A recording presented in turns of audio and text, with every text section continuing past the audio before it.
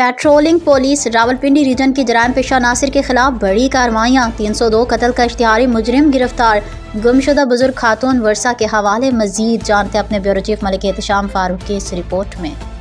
patrolling police Rawalpindi region کی جرائم پیشہ عناصر کے خلاف بڑی کارروائیاں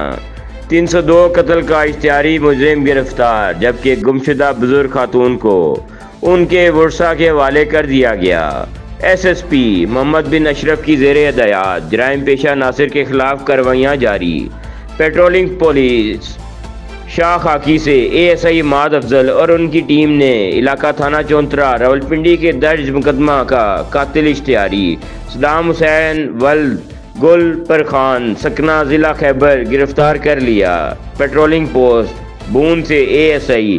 عمران رشید نے ایک بزرگ خاتون جو کہ ذہنی توازن درست نہ ہونے کی وجہ سے گھر کا راستہ بھول گئیں،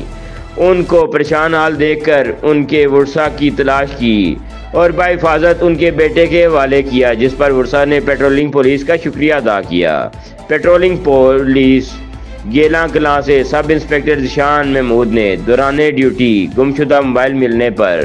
اس کے مالک سے رابطہ کیا اور موبائل اس کے حوالے کر دیا، جبکہ مزید کارروائیوں میں اسی ریجن سے ایک اشتہاری مجرم